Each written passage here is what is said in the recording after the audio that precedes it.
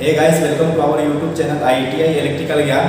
तो जैसा आप लोग सोचते होंगे कि सरकारी नौकरी आने के बाद हम लोग को बहुत आराम मिलेगा, पैसा मिलेगा, शोहरत मिलेगा, इज्जत मिलेगा, लेकिन मैं आप लोगों के सामने आज जो सरकारी नौकरी की कड़वी सच्चाई है मैं वो आप लोगों के सामने में शेयर करूँगा।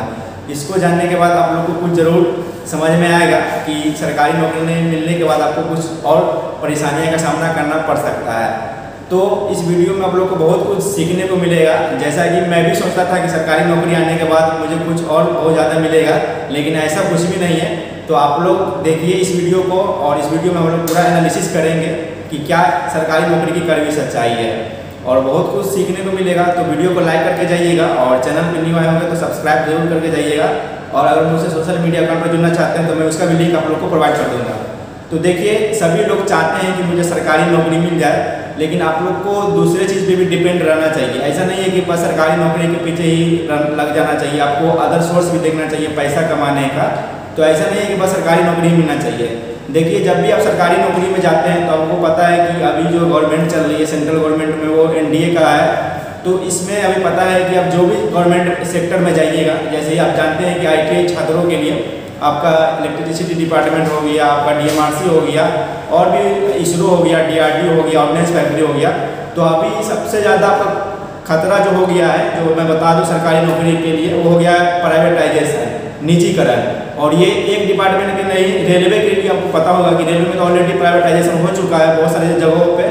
तो सबसे बुरा हाल है निजीकरण का। हर एक डिपार्टमेंट में निजीकरण का प्रोसेस चल रहा है। जैसा कि अभी प्रेजेंटली में आपका डिस्कॉम जो डिस्ट्रीब्यूशन कंपनी है, बिजली विभाग की जो इलेक्ट्रिसिटी डिपार्टमेंट का होता है डिस्ट्रीब्यूशन कंपनी, सारे स्टेट के जो डिस्ट्रीब्यूशन कंपनी उनको निजीकरण किया जाएगा, यानी कि निजी हाथों में उसको बेच दिया जाएगा कि आप चलाइए इसको जैसे भी चलाना चाहते हैं। तो उसमें पता होगा कि सरकारी कर्मचारी की तो आवश्यकता नहीं होगी, जो बाहर के आदमी होंगे उनको ही रख लिया जाएगा। तो ये सबसे बड़ी परेशानी होगी। पहला मैं पॉइंट बता दिया, निजीकरण यानी प्राइवेटाइजेशन, या दूसरा ऑप्शन बोल सकते हैं कॉर्पोरेटाइजेशन, निगमीकरण, फर्स्ट स्टेप ऑफ प्राइवेटाइजेशन।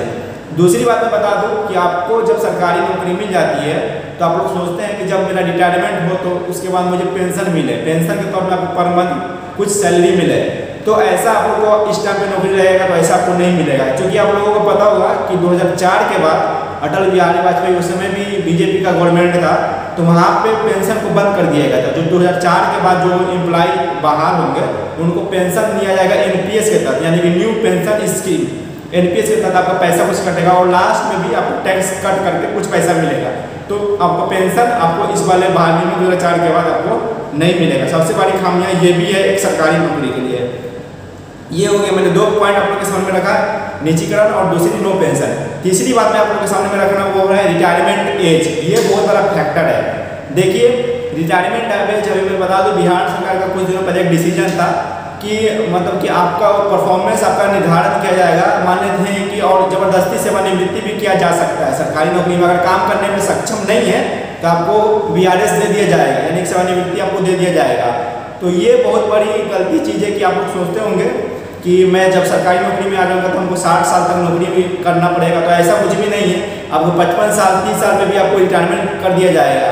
अगर आप काम करने में सक्षम नहीं है तो ये चीज़ लागू हो चुका है, बिहार सरकार ने एक डिसीजन लिया है। तो ये भी बहुत बड़ा फैक्टर आ चुका है कि जो पहले के ज़माने में बोला जाता है कि नौकरी जो होता है 60 साल तक होता है, तो ये चीज़ आपको भूल जाइए। तो मैंने आप लोग को बताया सरकारी नौकरी की जो कड़वी सच्चाई है, वो आपको 3 चीज़ यहाँ पे मेनली रूप से मैंने बताया, प्राइवेटाइजेशन, नो पेंशन आपको मिलेगा, और रिटायरमेंट एज। और बहुत सारा फैक्टर भी है, जैसे कि आपको पर आवर ड्यूटी करना भी होगा सरकार के प्रति। जो जिस डिपार्टमेंट में आप जॉब कीजिएगा वहाँ आपको पूरी तरीके से श्रद्धा के तौर से पूरा एकदम अच्छे तरीके से नौकरी करना होगा। जब भी हो सके आपको ऑपरेशनल स्टाफ अगर होंगे, शिफ्ट में होंगे तो आपको बुलाया जा सकता है। तो ये सभी खामियाँ हैं सरकारी नौकरी में। तो इसीलिए आप लोग सरकारी नौकरी के प्रति अगर लेना चाहते हैं तो अगर आपका एज खत्म हो चुका तो और भी सोर्स जो है आपको उस पर ध्यान देना चाहिए। जैसे कोई भी अगर लास्ट ऑप्शन हम लोग सोचते हैं कंपनी में चले जाए तो वो ऑप्शन भी आप लोग को देखना चाहिए, ठीक है। या बिजनेस खोल लिए तो बिजनेस भी अच्छा चीज़ है। तो सरकारी नौकरी में मैंने आप लोग को सामने बताया, जैसे कि कोई भी लड़का होता है जब वो सिलेक्शन पा जाता है तो जब वो जाता है डिपार्टमेंट तब उसके सामने में ये सब चीज़ आती है तो वो बताता है। तो मैंने बताया आप लोग के सामने। वीडियो कैसा लगा होगा कमेंट करके बताइएगा। वीडियो बनाने का मोटिव यही था कि आप लोग को ये चीज़ समझ में आ जाए। तो आप लोग भी अदर सोर्स भी देखिएगा, जैसे कि मान लीजिए कुछ बिजनेस हो गया, कुछ या अदर सोर्स हो गया, मान लीजिए कोचिंग इंस्टीट्यूट्स हो गया, ये सब अलग सोर्स है, ठीक है। ये सब ही चलता रहेगा, कभी बंद नहीं होने वाला है। बहुत कुछ सीखने को मिला होगा। वीडियो कैसा लगा होगा कमेंट करके बताइएगा, अच्छा लगा होगा तो लाइक करके जाइएगा, चैनल पर नहीं आएगा तो सब्सक्राइब करके जाइएगा।